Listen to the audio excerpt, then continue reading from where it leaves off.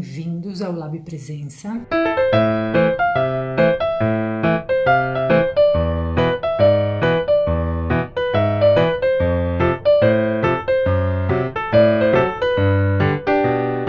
Esse é um laboratório de experiências no eixo do agora.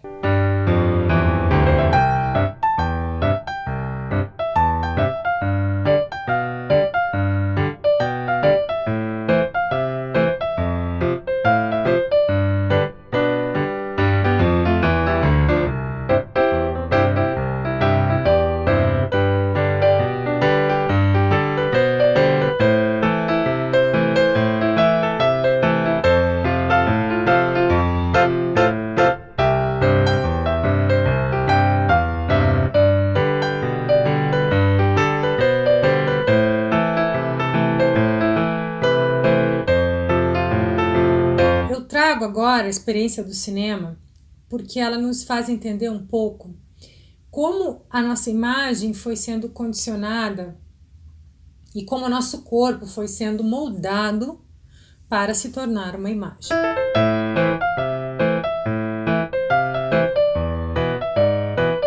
Antes de existir o cinematógrafo, que vai gerar a linguagem do cinema a partir de um dispositivo, que basicamente é aquela sala escura, várias pessoas sentadas, com o corpo imóvel, hipnotizadas com aquela enorme tela, com personagens com uma fotogenia perfeita, com iluminação perfeita e com uma narrativa clássica da jornada do herói. Antes disso acontecer enquanto um fenômeno de massa, a gente teve historicamente outros movimentos que interpretaram o corpo até chegarmos à linguagem cinematográfica que é baseada na corporalidade.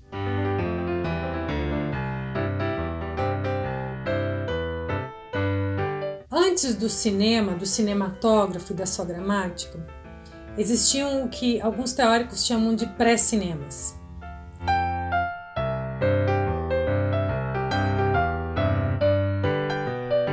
O pré-cinema é um período entre meados do século XIX e início do século XX.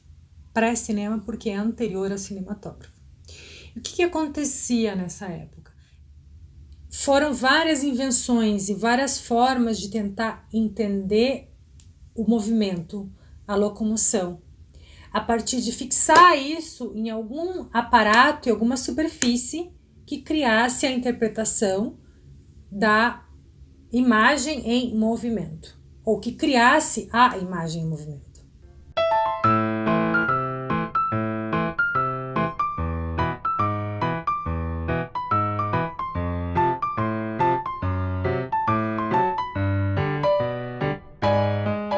Nesse meio surgem inventores que estão interessados em pesquisar a fisiologia e a mecânica do movimento humano. Um deles é Edward Muybridge, que vai estudar em mais de 100 mil imagens, em sua pesquisa com os fotofórios, o movimento humano e o movimento dos animais.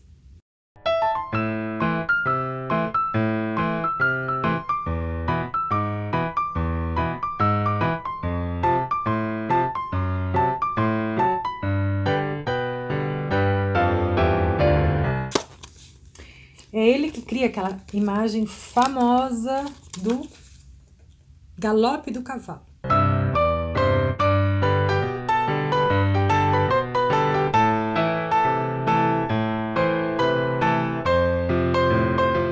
O Muybridge basicamente trabalhava com movimentos da vida cotidiana. Por exemplo,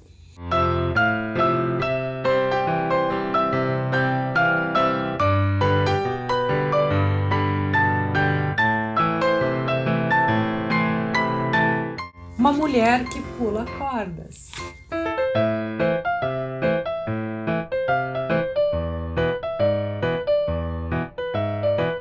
Uma mulher que pula. Uma mulher que dança. Um homem que caminha.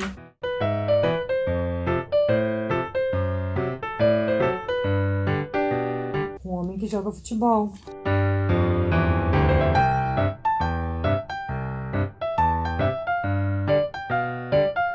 Uma mulher que deita.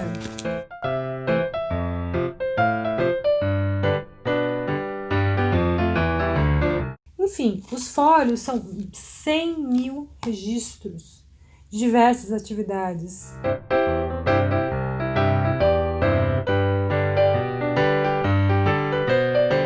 Muybridge, então, consegue criar aparatos que registram em várias imagens que ele vai juntar nos fólios a locomoção, o movimento humano. Aí a gente já tem uma forma de observar a corporalidade no sentido de ação.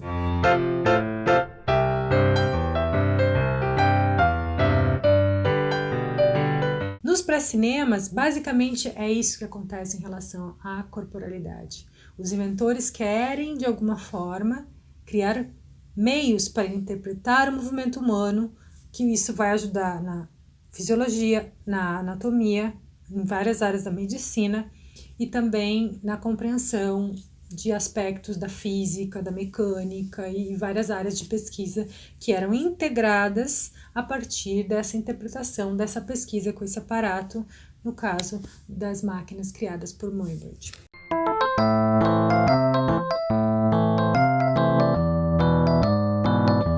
O Etienne Julimar imprimia em uma imagem as várias etapas de um movimento. Não eram várias imagens para interpretar uma locomoção, o movimento era uma só. Então, a partir disso, ele entende a mecânica e a fisiologia do movimento.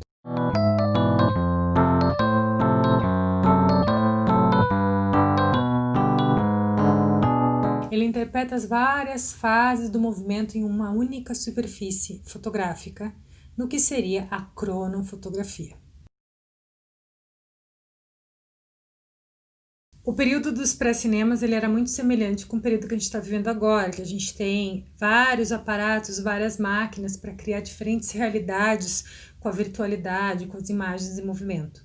A gente tem a realidade virtual, a realidade aumentada, a gente tem o cinema ao vivo, e todas elas fazem parte de uma conjuntura de diferentes invenções que surgem a partir da linguagem digital e de suas expansões.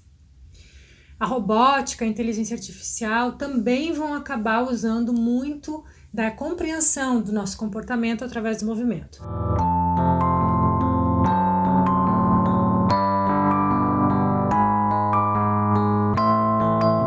O que interessa entender sobre esse contexto é relacionar um pouco com a questão do cinema.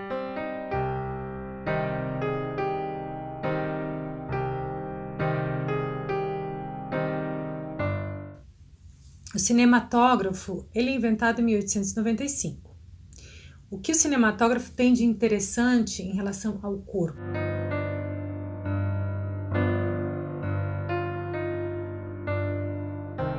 Em relação ao corpo do público, o público fica imóvel, hipnotizado, naquele lugar onírico, naquela grande caixa preta, com aquela luz vindo lá do fundo da sala e projetando aquela enorme imagem de rostos perfeitos, de faces iluminadas, de uma fotogenia completamente simétrica, equilibrada e expressiva. O cinematógrafo cria essa possibilidade de várias pessoas juntas verem uma imagem de um corpo em proporções imensas, em proporções muito maiores do que a natural.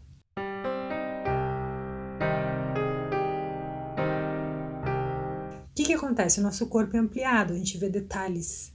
A expressão fica mais forte, ela se aproxima mais do sentimento que a gente pode interpretar do personagem.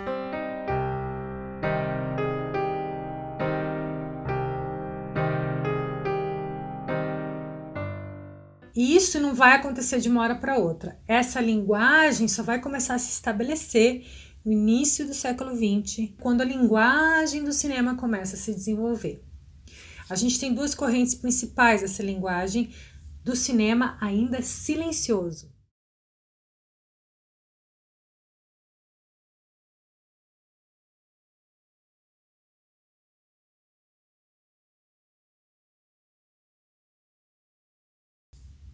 E o corpo, no meu ponto de vista, é central nisso.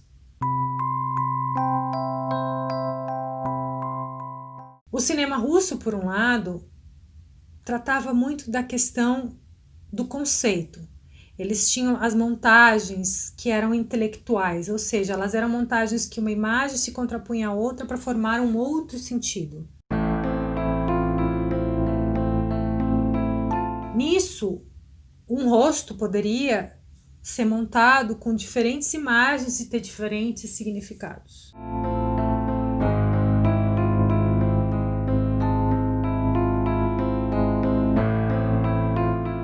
Que eram muito interessantes para entender como a gente associa, ao associar imagens numa narrativa, a gente cria novos sentidos e novos símbolos.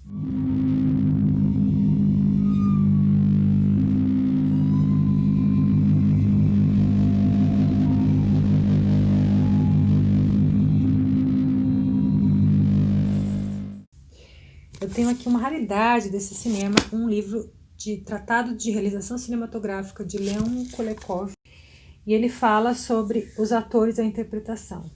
O ator é a encarnação da imagem. No argumento, que é o que conta a história do filme, e no enquadramento, que vai ser animado, atuam seres humanos. É o corpo humano que está sendo visto.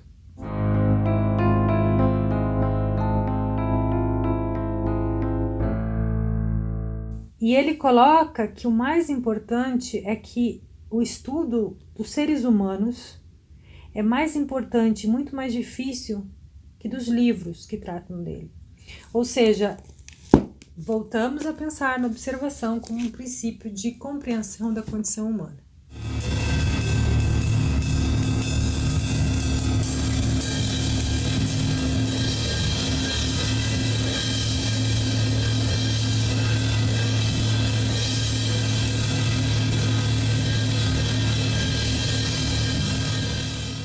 David Griffith, diretor dos filmes O Nascimento de uma Nação e Intolerância, é considerado o grande inventor da linguagem cinematográfica clássica. Isso é muito importante entender. Clássica no sentido de uma gramática específica baseada em ações, em heróis, obstáculos e ações, que é baseada na narrativa, na mitologia do herói.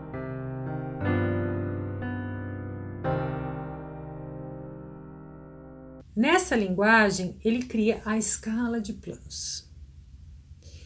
E essa escala de planos é, na verdade, uma forma de dividir o corpo, de representar o corpo em relação ao espaço.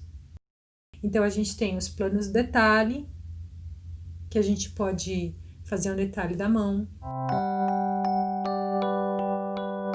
detalhe do olho, clássico. Os planos detalhes são objetos e detalhes, partes do corpo. Depois a gente vai ter o close-up, o primeiro plano, o plano médio, que é o corpo inteiro, o plano geral, que é toda essa sala, o grande plano geral, que é esta porção deste bairro onde eu estou agora.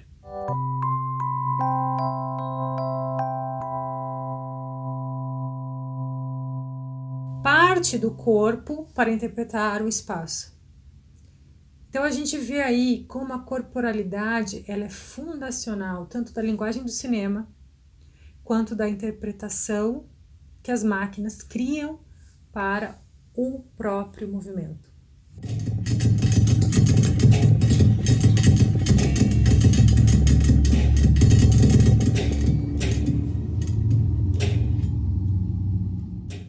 Então, por que a gente está pensando nessas formas de observação do corpo a partir das máquinas, das imagens e movimento?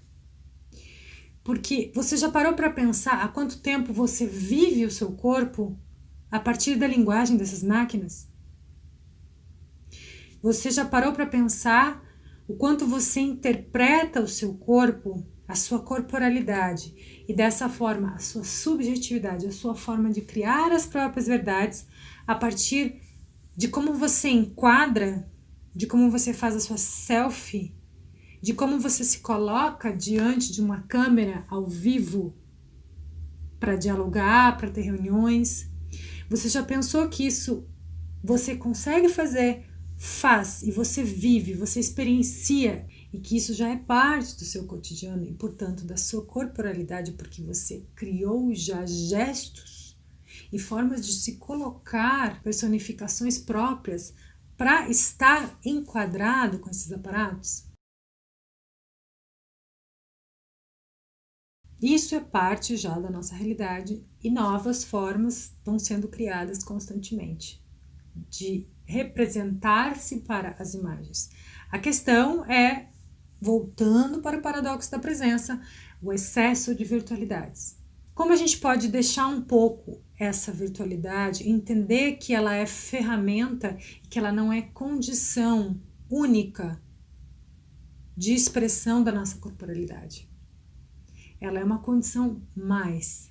E não depende dela a gente ser expressivo, depende da nossa observação da nossa corporalidade, dos nossos hábitos, dos nossos gestos, e a partir disso a gente vai se apropriar dela para expressar quem somos enquanto sujeitos que experienciamos com este corpo as realidades que elas trazem.